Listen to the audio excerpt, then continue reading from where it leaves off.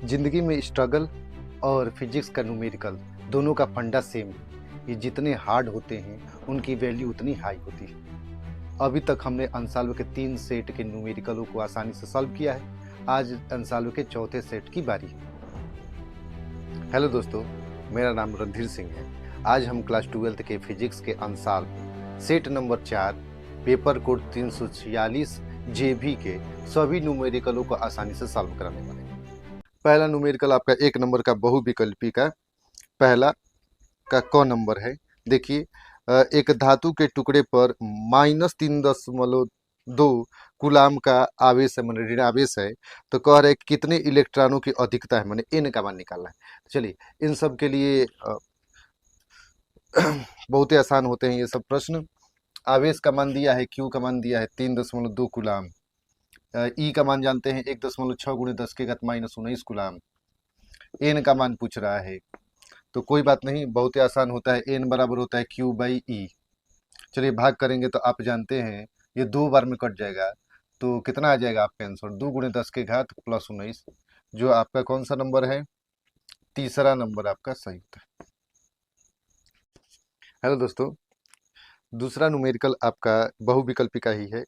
पहले का च नंबर, धातु सतह के लिए देहली तरंग दैर्ध्य का मान लेमडा नॉट का मान दे दिया है 2000 एंगस्ट्रॉन। कह रहा है कि इस पे 1000 एंगस्ट्रॉन का विकिरण आपतित होने पर उत्सर्जित प्रकाश इलेक्ट्रॉनों की गति ऊर्जा निकालिए। चलिए, कोई बात नहीं। क्या क्या दिया है प्रश्न में? दिया है लेमडा नॉट का मान आपका दिया है 2000 एंगस्ट्रॉन। आप सभी जानते हैं एक एंगस्ट्रॉन में कितना मीटर? एक एंगस्ट्रॉन में आप लोग जानते हैं 10 के घात -10 मीटर। तो ये 10 के घात, देखिए 3 जीरो है तो 3 प्लस कर देंगे तो कितना आ जाएगा? लेमडा का मान 2 गुणे 10 के घात -7 मीटर। अच्छा, उसी प्रकार से लेमडा का मान दिया है एक तरंग दैर्ध्य जो आपतित हो रही है 1000 एंगस्ट्रॉम। तो 2000 था तो 2 गुणे 10 के घात -7, तो 1000 का कितना हो जाएगा? 1 गुणे 10 के घात -7 मीटर। अच्छा, इसके लिए प्लांक्स नियतांक की जरूरत पड़ेगी, जो आपके पेपर में पीछे दिया ही होगा। ठीक है, 6.6 गुणे 10 के घात -34 जूल सेकेंड। सी का मान प्रकाश की चाल की जरूरत पड़ेगी 3 गुणे 10 के घात 8 मीटर प्रति सेकेंड। हमें गति ऊर्जा के ई का मान पूछ रहा है।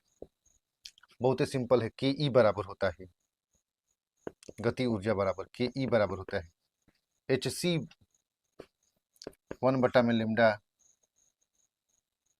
लेमडा माइनस 1 बटा में lambda naught, lambda 2 minus lambda 1 होता है।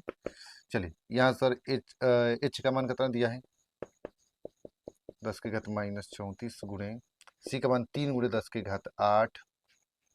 चलिए, 1 बटा में लेमडा का मान कितना है जी? 1 गुणे 10 के घात -7 माइनस 1/2 गुणे 10 के घात -7। दोनों में 10 के घात -7 10 के घात -7 है, कॉमन कर लेते हैं। इसका इसमें गुणा कर लेते हैं।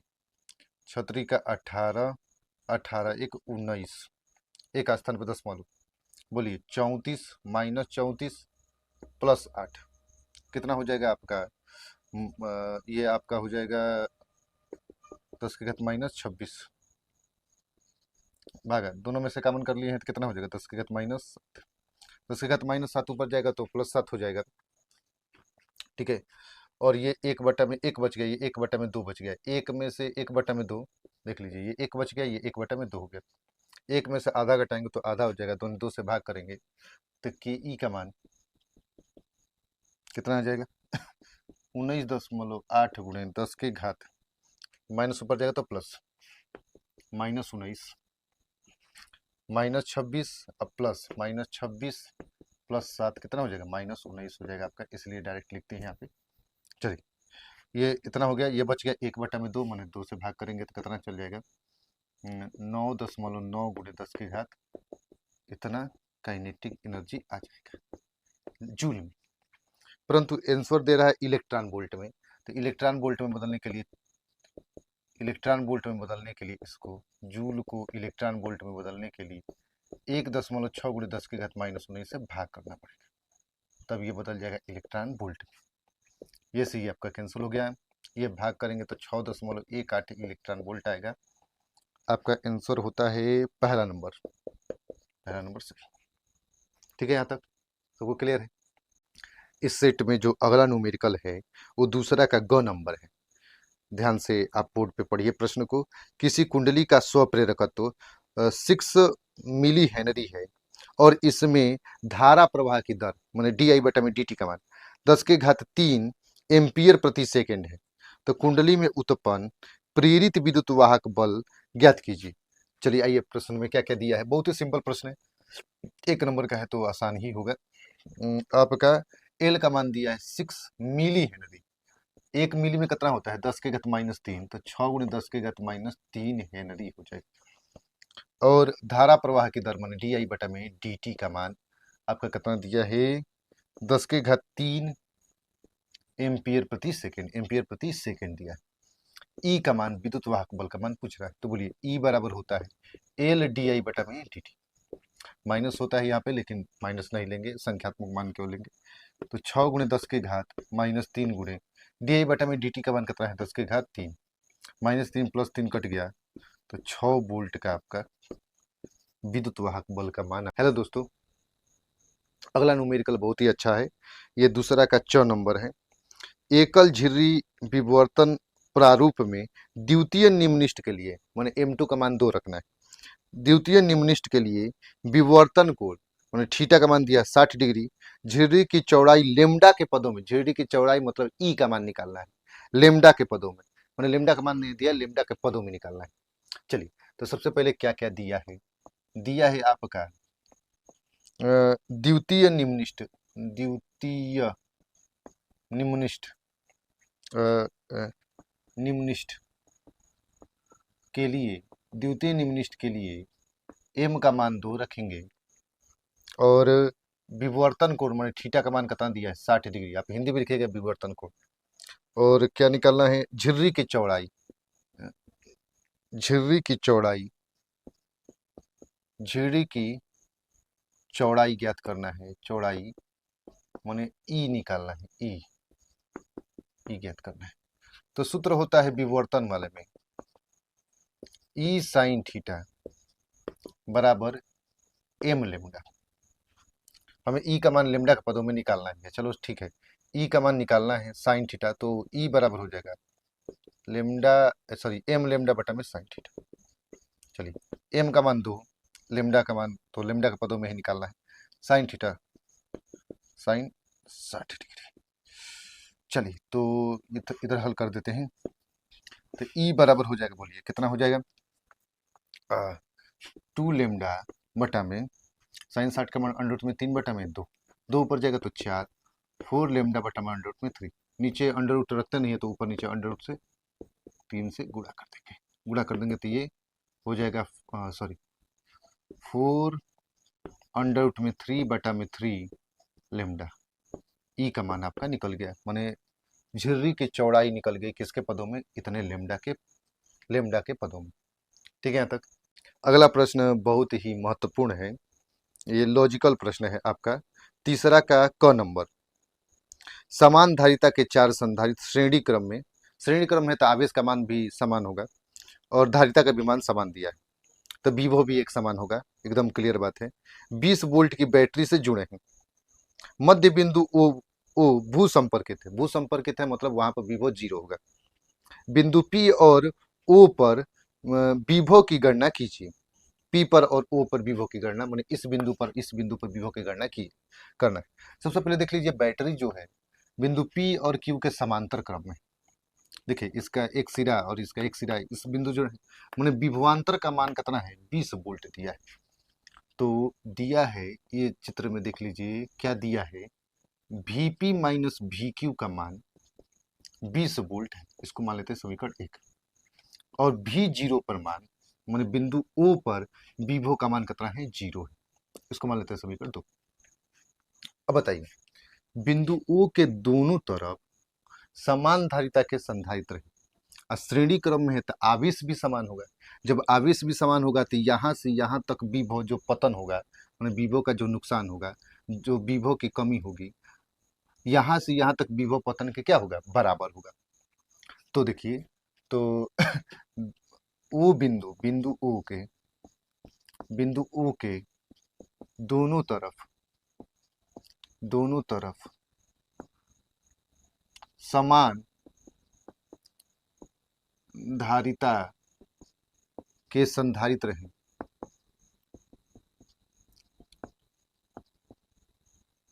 तो विभव पतन भी समान होगा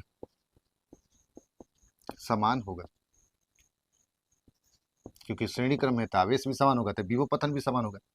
तो यहाँ से यहाँ तक जाने में जो विभव में पतन होगा माने Vp माइनस VO होगा, वो यहाँ से यहाँ तक जाने में विभव पतन के बराबर होगा, माने VO माइनस VQ के बराबर होगा। ठीक है, तक बहुत ही आसान है।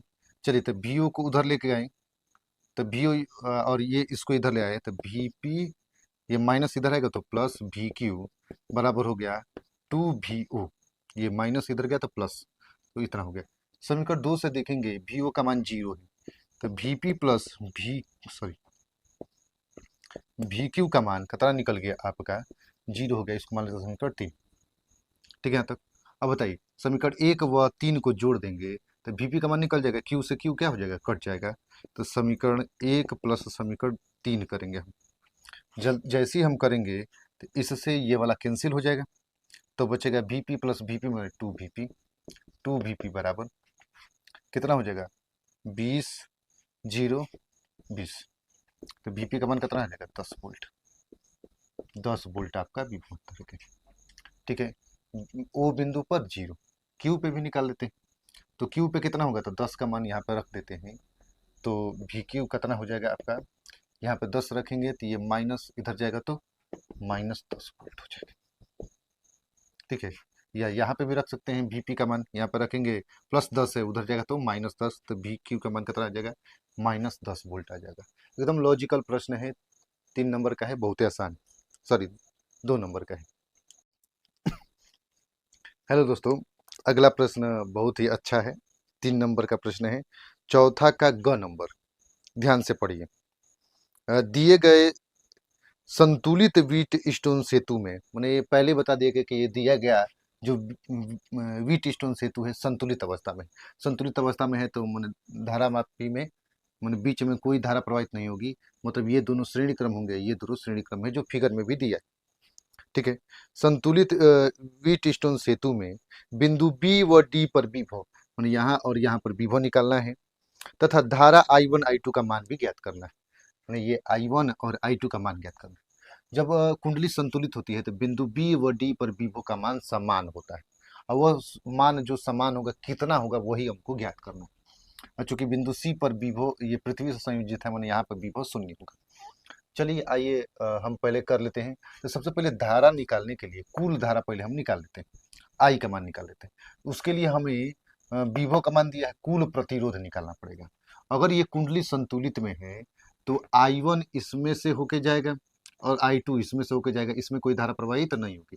तो जब समान धारा में होती है तो ये दोनों प्रतिरोध एक दूसरे के श्रेणी क्रम में होंगे, और ये प्रतिरोध एक दूसरे के क्या होंगे श्रेणी क्रम में। तो परिपथ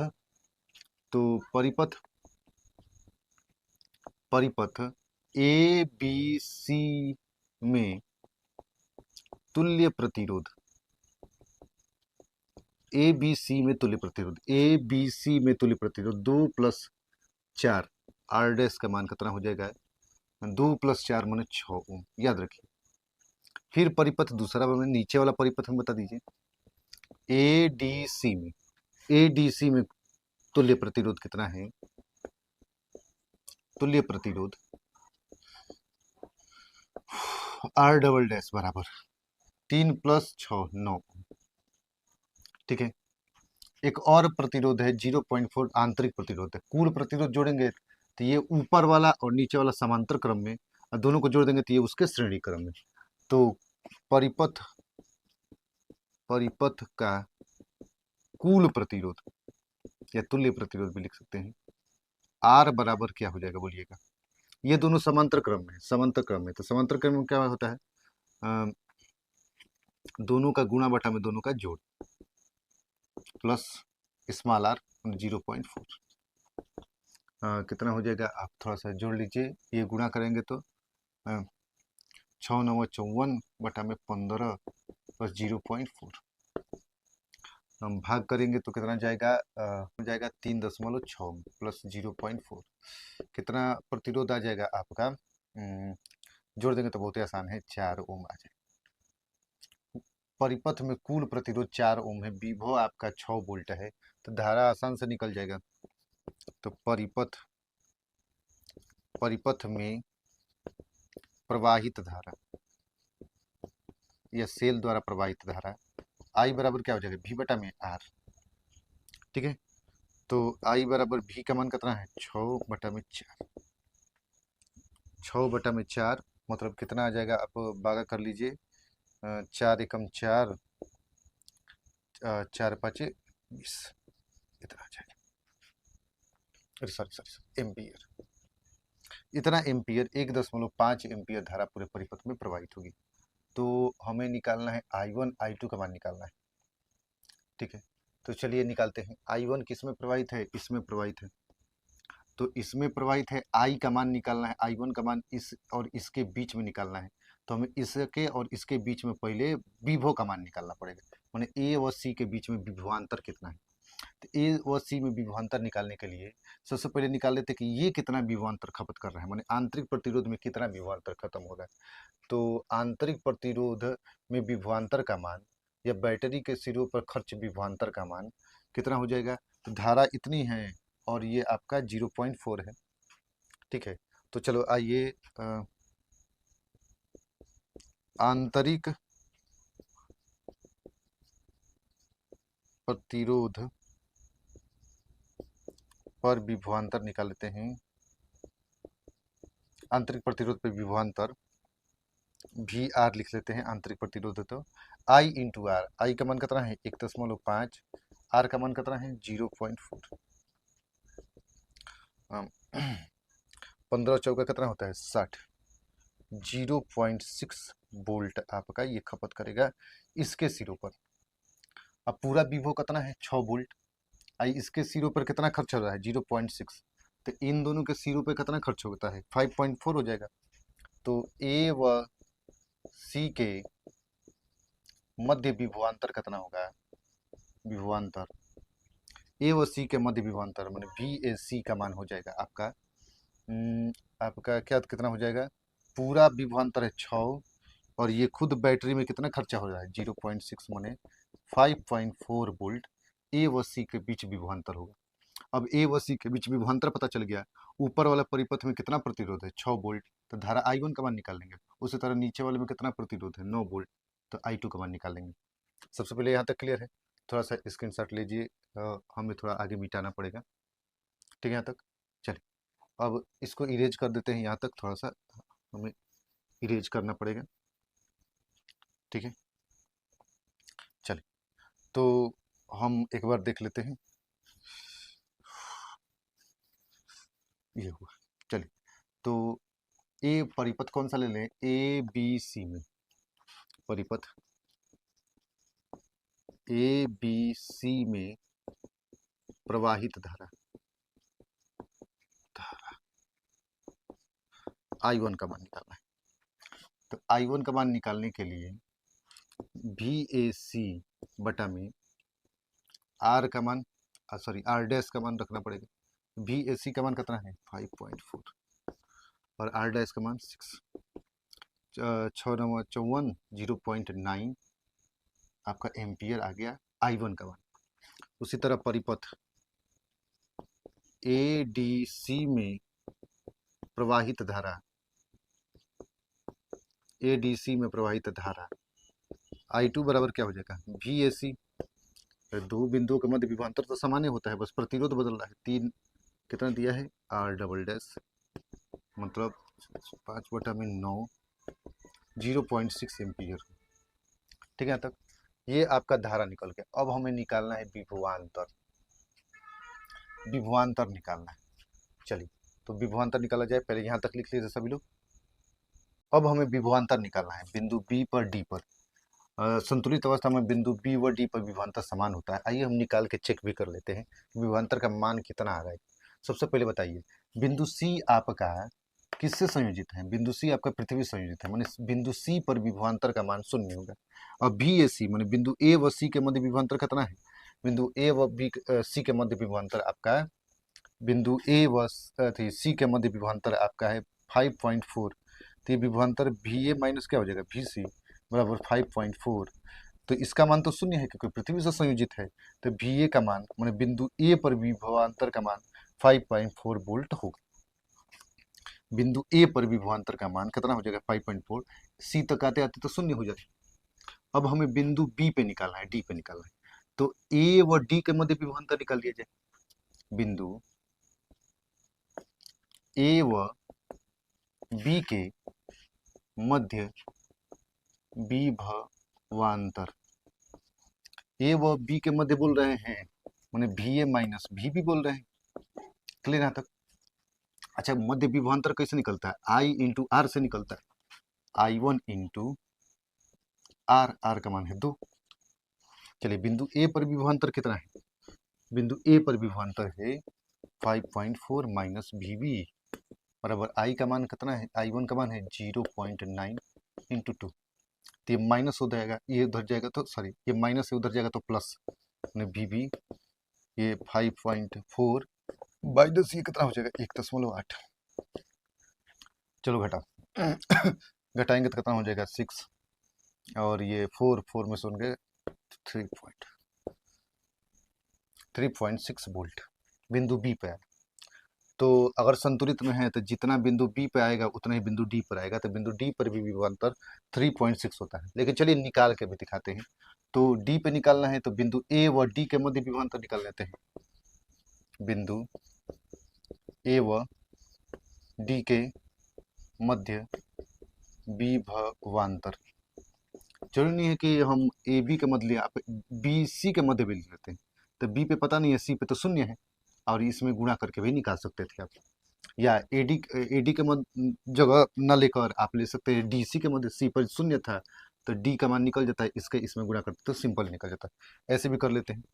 तो भी ए माइनस भी डी बराबर हो जाएगा आई इंटू आर के बराबर होता है विभो ओम के नियम से। तो I2 का मान कितना है? 0.6, इसका मान 3। तो फिर उतना ही आ जाएगा, ये 5.4 माइनस भी डी, ये कितना हो जाएगा? 1.8। फिर घटाएंगे तो भी डी का मान कितना आ जाएगा आपका? 3.6 वोल्ट। देखिए दोनों का मान समान आ गया। इसका मतलब ये कुंडली क्या है? संतुलित अवस्था में। बहुत ही अच्छा प्रश्न था 3 नंबर के लिए, आप स्क्रीनशॉट ले सकते हैं। धन्यवाद। अगला प्रश्न बहुत ही अच्छा प्रश्न है, बहुत ही इंपॉर्टेंट और मजेदार प्रश्न है। 5वां का ग नंबर है। नाभिकीय अभिक्रिया दी गई है, में उत्पन्न ऊर्जा जूल में गणना कीजिए। लिथियम का द्रव्यमान दे दिया है, मास ऑफ लिथियम का द्रव्यमान दिया है आपका 6.01512 यू, यू का है या AMU का है, एक ही बात है। और हीलियम का मास कितना दिया है आपका? 4.002604 यू, और इसका मास दिया है आपका कितना? 3.016049 यू।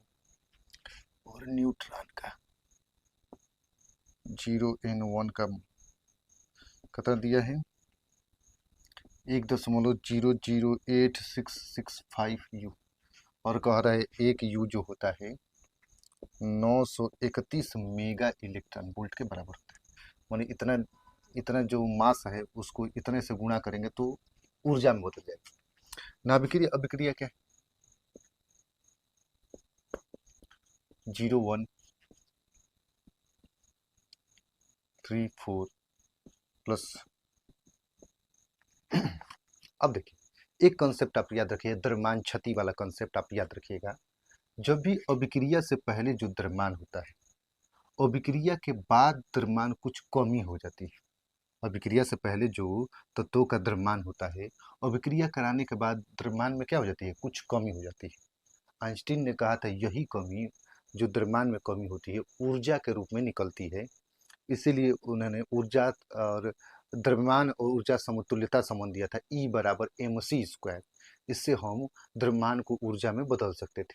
या आपका AMU में मान दिया है तो आप 931 में गुणा करेंगे तो मेगा इलेक्ट्रॉन वोल्ट में बदल जाएगा। तो अभी क्या बताए थे द्रव्यमान क्षति वाला कंसेप्ट, कि अभिक्रिया से पहले का द्रव्यमान अधिक होता है, अभिक्रिया के बाद के द्रव्यमान में क्या हो जाती है, कुछ कमी हो जाती है। यही द्रव्यमान क्या कहलाता है, द्रव्यमान क्षति कहलाता है। यही द्रव्यमान क्षति जो होती है, मैंने वो द्रव्यमान में जो कमी होती है ऊर्जा के रूप में निकलती है। किस रूप में निकलती है, ऊर्जा के रूप में। तो सबसे पहले हम क्या करेंगे कि बाएं पक्ष का द्रव्यमान जोड़ लेंगे, फिर दाएं पक्ष का द्रव्यमान जोड़ लेंगे, दोनों को घटाएंगे तो द्रव्यमान क्षति निकल जाएगा। तो सबसे पहले डायरेक्ट हम घटाइए लेते हैं। तो द्रव्यमान क्षति, द्रव्यमान क्षति क्षति डेल्टा एम कितना हो जाएगा, बाएं पक्ष का जो द्रव्यमान है मतलब mass of lithium plus mass of neutron, उसमें से हम घटा देंगे बाएं पक्ष वाला,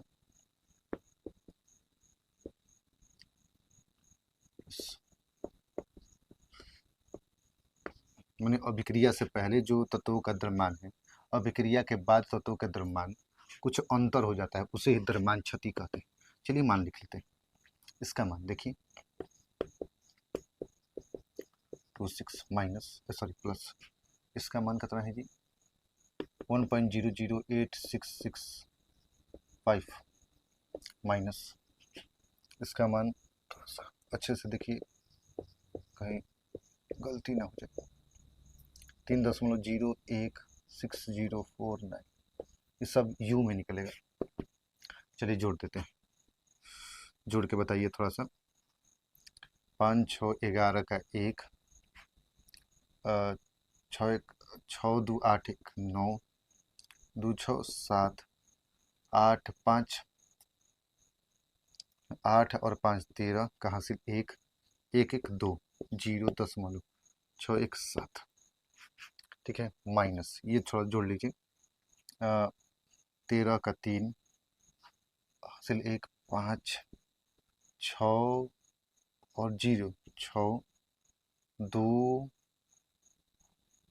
2 और 6 कितना हो जाएगा 8 0 1 1 0., ये जोड़ देंगे कितना हो जाएगा 7।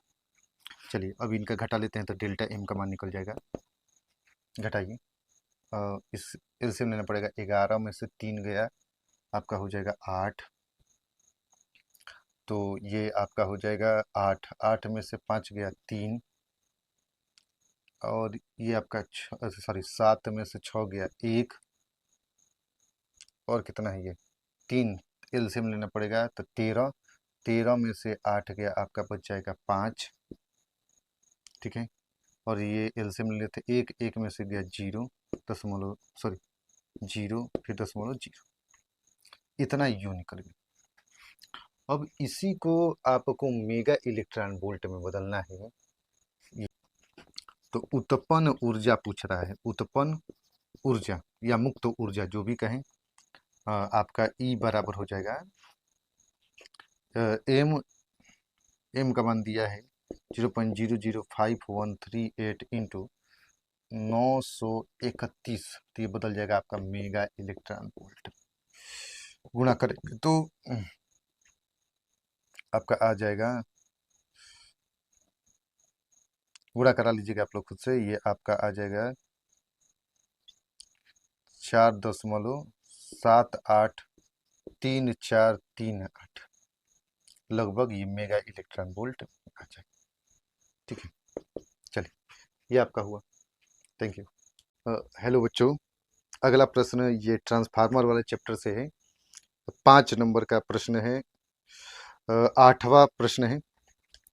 इसमें कह रहे हैं एक आदर्श ट्रांसफार्मर में, आदर्श ट्रांसफार्मर क्या होती है, जिसमें ऊर्जा हानि नहीं होती है, माने निवेशी ऊर्जा निर्गत ऊर्जा के बराबर होती है। तो एक आदर्श ट्रांसफार्मर में प्राथमिक तथा द्वितीयक कुंडलियों के फेरों का अनुपात 10:1 दिया है। प्राथमिक कुंडली में 220 वोल्ट की आपूर्ति हो रही है, तो द्वितीयक कुंडली में 220 ओम के प्रतिरोध से जुड़ी है। प्राथमिक में प्रवाहित धारा का मान ज्ञात कीजिए। तो चलिए सबसे पहले क्या क्या दिया है लिख लेते हैं। दिया है आपका, गिवन है आपका, क्या क्या है, प्राथमिक तथा द्वितीय कुंडलियों का अनुपात 10 संबंधी 1 दिया है। और प्राथमिक कुंडली में कितना वोल्ट है, उन्हें वीपी का मान 220 वोल्ट है। और द्वितीय कुंडली में प्रतिरोध माने आर एस का मान इतना 220 ओम दिया है। क्या ज्ञात करना है, प्राथमिक में प्रवाहित धारा माने आईपी का मान ज्ञात करना। ठीक है, यहाँ तक आईपी का मान ज्ञात करना। तो सबसे पहले ट्रांसफार्मर के सूत्र से ये आपका एनपी बटा में एनएस बराबर होता है बीपी बटा में वीएस के। यहाँ से हम द्वितीय कुंडली में वोल्टता का मान ज्ञात कर लेंगे। तो ये आपका हो जाएगा, इसका मान 10 बटा में 1 बराबर, ये आपका कितना है, वीपी का मान 220 बटा में वीएस, 10 से कट गया, ये एक बार में, ये 10 से 22 बार में कट गया, तिरछा गुणा कर दें तो वीएस बराबर आ गया 22 वोल्ट। द्वितीय कुंडली में विभव का मान 22 वोल्ट आ गया। तो द्वितीय कुंडली में पहले धारा का मान निकाल लेते हैं। द्वितीय कुंडली में प्रतिरोध दिया है, विभव दिया है, तो धारा का, द्वितीय कुंडली में धारा का मान वीएस बराबर, सॉरी आईएस बराबर वीएस बटा में वी आर एस। वीएस का मान, वीएस का मान कितना दिया है, वीएस का मान अभी निकाले हम 22, और आर एस का मान कितना दिया है 220, किया गया 1 बटा में 10 एम्पियर, आई एस का मान आ गया। ठीक है, हमें निकालना था आईपी का मान। था आदर्श ट्रांसफार्मर के लिए, आदर्श ट्रांसफार्मर के लिए बोलिएगा, आदर्श ट्रांसफार्मर के लिए ऊर्जा हानि नहीं होती है, उन्हें शक्ति की हानि नहीं होती है। तो निवेशी शक्ति जो होगी आपका, वो बराबर होगी निर्गत शक्ति के। शक्ति जो होती है पी होती है वी आई के बराबर होती है, पी बराबर होता है वी आई। तो अभी बोल रहे हैं कि निवेशी शक्ति मैंने प्राथमिक कुंडली में जो शक्ति होगी निर्गत शक्ति के बराबर होगी, मैंने वी पी आई पी बराबर होगा वी एस आई एस के। वी पी का मान निकालना है, इससे भाग कर दिया जाए तो वी पी बराबर हो जाएगा वी एस आई एस बटा में वी पी। चलिए मान रख देते हैं, वी एस का मान अभी निकाले थे 22, अभी निकाले थे 22, आई एस का मान 1 बटा में 10 बटा में बीपी का मान कितना है 200, ये कट गया 10 बार में, 10 का 10 में गुणा हुआ तो 1 बटा में 100 एम्पियर। ये आपका आईपी का मान निकल गया। ये 3 नंबर का प्रश्न मान सकते हैं, ये बहुत ही सिंपल होता है ट्रांसफार्मर का प्रश्न। धन्यवाद। ये इस सेट का अंतिम प्रश्न जो विद्युत चुंबकीय तरंगों के चैप्टर से है, 3 नंबर का प्रश्न है। ये बोर्ड पे देखिए, विद्युत चुंबकीय तरंग के विद्युत क्षेत्र के दोलन का समीकरण दिया है, बी वाई बराबर, सॉरी चुंबकीय क्षेत्र के दोलन का समीकरण दिया है बी वाई बराबर 8 गुणे 10 की घात -6 साइन 2 इंटू 10⁻11 टी प्लस 300 पाई एक्स टेस्ला है। तरंग की तरंग दैर्ध्य मान लैम्डा का मान ज्ञात करना है, दोलनी विद्युत क्षेत्र का समीकरण ज्ञात करना है, और तरंग संचरण की दिशा का भी उल्लेख कीजिए कह रहा है। तो चलिए, बहुत ही सिंपल प्रश्न होते हैं विद्युत चुंबकीय तरंगे पर। दिया है आपका दिया है चुंबकीय क्षेत्र का समीकरण दिया है, मैंने बी वाई का मान दिया है कितना, 8 गुणे 10 की घात -6 साइन 2 गुणे 10 की घात 11 टी प्लस 300 पाई एक्स, ये टेस्ला दिया है। सभी लोग पहले जानते हैं कि चुंबकीय क्षेत्र का समीकरण, मानक समीकरण क्या होता है, बी नॉट आपका sign omega T plus K x होता है। ये एक्स बताता है कि तरंग संचरण की दिशा एक्स अक्ष की दिशा में, और बी अति चुंबकीय क्षेत्र की दिशा आपका वाई अक्ष की दिशा में। तो विद्युत क्षेत्र की दिशा जो होगी माने जेड अक्ष में होगी, क्योंकि तीनों एक दूसरे के लंबवत होते हैं। तो बी जेड आपका हो जाएगा B E naught, sorry E Z आपका हो जाएगा E naught sine omega T plus K X, और एक्स बताता है कि तरंग संचरण की दिशा किधर है, एक्स अक्ष की दिशा में है, और की बराबर होता है 2 पाई बाई लैम्डा होता है। तो सबसे पहले क्या क्या दे दिया है हमको, हमको सबसे पहले लैम्डा निकालना है। तो पहला नंबर तरंग दैर्ध्य, तरंग दैर्ध्य लैम्डा बराबर क्या हो जाएगा 2 पाई बाई के, चलिए 2 पाई के का मान एक्स के साथ जो होता है के का मान देखिए ये इतना दिया है आपका 300 पाई, तो ये कट गया 150 बार में, तो तरंग दैर्ध्य का मान 1/150 मीटर। इतना ही आंसर दिया है, इतना ही छोड़ देते हैं। दूसरा नंबर कह रहा है कि विद्युत क्षेत्र का समीकरण लिखिए, माने ये समीकरण लिखना है। इसके लिए पहले ई नॉट का मान निकालना पड़ेगा। तो ई नॉट बराबर होता है बी नॉट इंटू में सी क्या होता है, निर्वात में प्रकाश की चाल होती है। बी नॉट का मान दिया 8 × 10⁻⁶ और सी का मान होता है 3 × 10⁸ तो ये 24, ये कितना हो जाएगा 10⁻2, दशमलव एक स्थान पर लेंगे तो 2.4, कहिए नहीं तो लास्ट में एक स्थान बढ़ाएंगे तो सॉरी एक स्थान घटाएंगे तो घात जोड़ना पड़ेगा 10⁻3। मात्रक क्या होता है ई का वोल्ट प्रति मीटर या न्यूटन प्रति कूलम। तो समीकरण क्या हो जाएगा, ई जेड बराबर हो जाएगा आपका ई नॉट कितना है 2.4 × 10⁻3 साइन ओमेगा का मान कितना दिया है 2 × 10⁻11 टी छूट गया प्लस में 300 पाई एक्स, मात्रक बोल दीजिए वोल्ट प्रति मीटर। तीसरा नंबर कह रहा है कि तरंग संचरण की दिशा के बारे में बताइए। दिशा आपको दिख रहा है यहाँ पे एक्स अक्ष की दिशा में होगी, क्योंकि बी की दिशा वाई में है और ई की दिशा जेड में है, तो तरंग संचरण की दिशा क्या होगी, एक्स अक्ष के अनुदिश होगी।